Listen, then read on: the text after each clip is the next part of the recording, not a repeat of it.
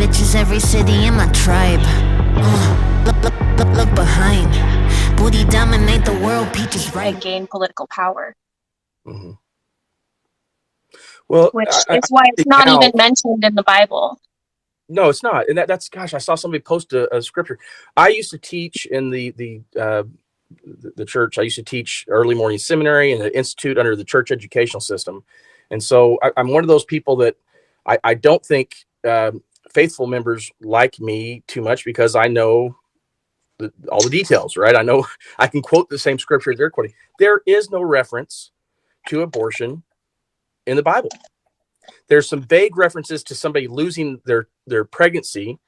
Miscarriage is the term used. Correct. I mean, I think in the Bible, at least in the King James version, it doesn't say miscarriage. That's not the word they use, but it's in terms of being pregnant and losing the child or losing the pregnancy. I can't remember which. Forgive me, I can't quote it right now, but there's vague references, and that's all there is. But somehow it has become this issue that is so important politically to people who have a background of faith. And I think that is more for tribalism and political convenience, so we can keep people on our side, because honestly, that is one of the biggest political issues where people will refuse someone else who doesn't share that view. Yeah, I do feel a lot of people use it as a way to feel virtuous. Like, obviously I'm a good person if I believe that protecting children. That unborn babies are being murdered, and I'm not for that. So no, I completely agree with you. I think that a couple of people ago said this, and I think it'd be important to come back to this, because this issue of the late-term abortion, first of all, it is so extremely rare that happens. But what I want some of the guys to think about is they get judgmental and say, well, that's murdering a baby, and it's right. Difficult of a decision. That has to be for the woman who carried that child for 9 months to have to make that decision after 9 months. I know plenty of women who get pregnant. I've had 3 children. When we were pregnant, that's not an easy thing to do. It's very difficult physically, emotionally. And so for a woman, even if you want your pregnancy, it's hard. I can't imagine if you don't. Absolutely. And I guess my point is that if anybody thinks that there is a woman out there who's waiting 9 months before she decides to get an abortion, use your reason and logic. That's not happening. It is on a rare, very rare occasion that would ever be considered. And so if they're trying to make the argument that, well, okay, at least we can all agree partial birth abortion, that's an outrageous thing. It's rare. Can you imagine how difficult it must be for that woman to have to make that decision? Because it's usually, I don't know about usually, I think it's almost always because of some issue related to a health. It's not because she doesn't want to be pregnant. That's insanity to think that she would hold on to that fetus for 9 months and then decide, you know what, now I think I don't want to have this baby. I feel like they just use it as a gotcha question to try and put some kind of morality stick against me. Like, oh, well, you're a terrible person because you think aborting babies right before they're born is good. Yeah. It's not. Well, I'll tell you what. It's not like I've had a friend. Her son was very, very, very, very, very, very much wanted. She tried to get pregnant for years. And then at 35 weeks, she was told that his brain hadn't fully developed and that he would survive maybe minutes if he was even born alive. And so we live in Montana. She had to drive, and she went to numerous doctors. She wanted one doctor to tell her there was a sliver of hope, but no one did. And so she drove to Colorado. The doctor had to put a foot-long needle through her stomach to stop her son's heartbeat. And then she essentially gave birth to a stillborn. And that was so important to her to give what she felt was her son a merciful death. And it's been 15 years.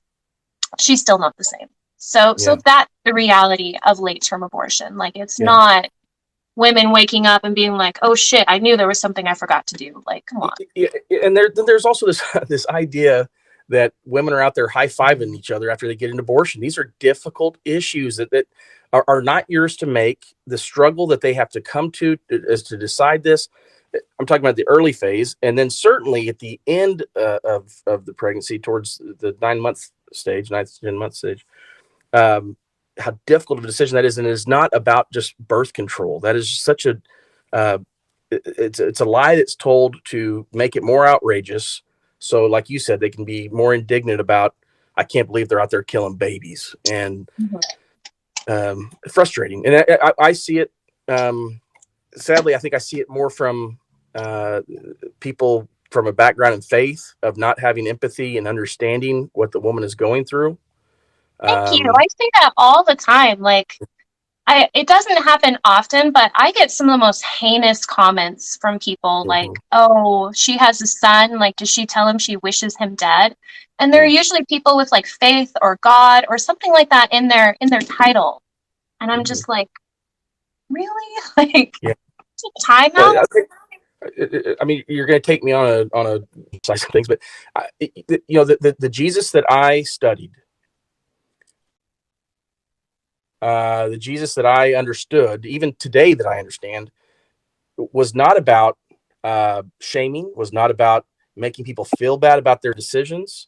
I would think that one of the places where, if you believe that Jesus was real, I think one of the places he would be is if during that time that a woman is making that decision, whether to end a pregnancy, how difficult that must be, the tears that are shed.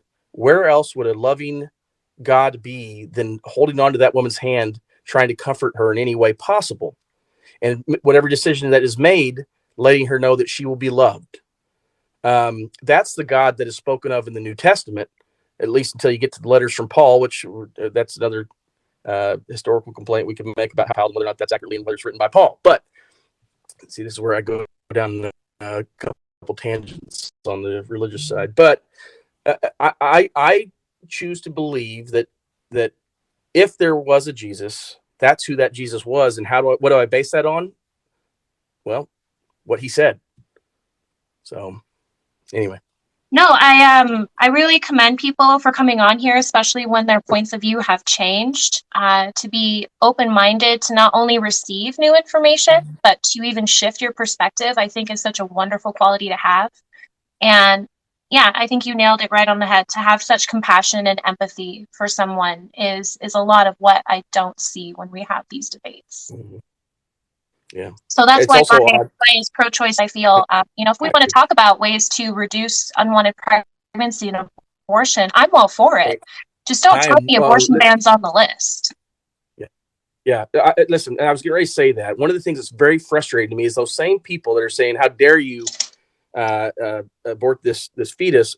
The people that are saying that are also saying, no, you shouldn't have access to birth control. No, birth control is, some actually would say birth control is against God. And no, we're not going to provide birth control for our employees who again, forcing your religious opinion, which there's nothing biblical about birth control, by the way, absolutely nothing biblical about it. Even speaks to the issue of birth control, whether it's by, condoms or by the pill or by, I'm losing my train of thought here. Gosh dang it. I'm losing my train of thought of what the other one is. The implants, the implants. Yeah. IUD. Yeah. IUD. It's silent. And yet they don't want those things to be talked about, discussed, or encouraged. And then they complain about people getting abortions because they got pregnant by accident or otherwise. So that's a very frustrating thing about this issue with faith and the issue of abortion. My opinion is that, and it's just my thoughts on the subject, we need to be making birth control. We need to be handing it out like candy on Halloween, make it available. And guess what we would do? We would reduce the number of abortions. So if you are concerned about abortions, providing more birth control would reduce the number of abortions that are done each year, because it would reduce unwanted pregnancies. Yeah, and I read statistics that teenage pregnancies, I think like 70% of them are caused because they didn't know how to use birth control correctly. Yeah. So Numbers 5, that's why I feel 521. Those do not speak to abortion. Try again. Sorry. So that's why I feel like sex education should be taught, even starting in elementary school, because like I am from Montana, and I feel that my community is very, very heavily Christian. And I've had a lot of friends who have struggled with the emotional side of sex, losing their virginity and feeling like they don't have an identity anymore. getting married just so they can have sex and then getting divorced months later. So I would like definitely a more comprehensive sex education for children, for kids as well. I was looking at one of the comments. They just said that birth control is available. They just don't care. They don't give a fuck is what they typed out. But you also have to understand they're not you. They may not have the same access to healthcare that you have. That may not be a normal practice in their life to go and see a doctor, which, by the way, that's over half of the population doesn't routinely, it's more than half, doesn't routinely have a primary care physician or healthcare plan. They just don't. And so you're telling that person who says that and is putting their opinion in the place of others, saying that birth control is available, they just don't want it. You have to understand that not everyone has the same access to it that you have. And yes, they can go down to the grocery store, the Walmart or whatever, and get some condoms and maybe talk to somebody about getting on the pill, whatever. But when that's not normal for you, then we need to make it more normal. We need to make it more accessible and more as part of health insurance plans, as part of high schools that it's being taught. And shame free. Yeah. Well, that's the other thing about the religious community and sex is the shame. Why is it there are more abortions, or I should say abortions, excuse me, more unwanted pregnancies in those states, in those communities that also claim to have a higher attendance at church? You look at you look at, for example, is that source somewhere? Do you have a citation on that? Oh gosh, I could. If you go, so there's a couple things you could look at. You can Google it.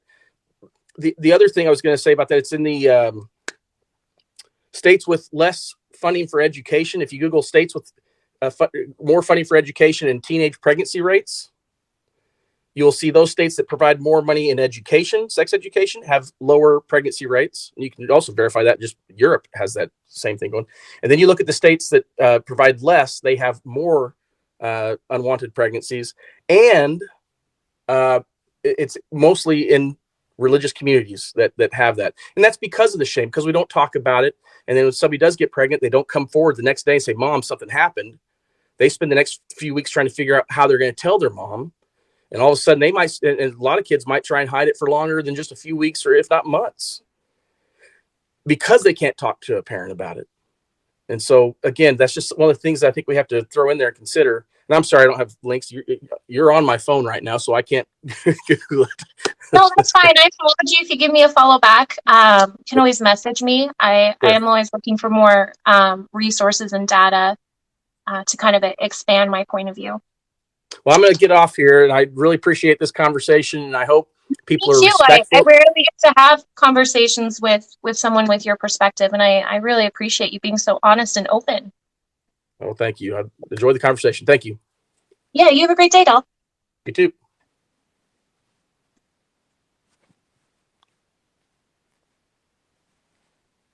Hey.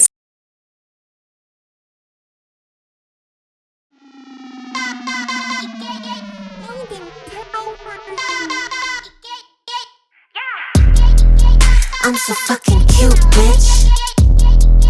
I'm so fucking cute.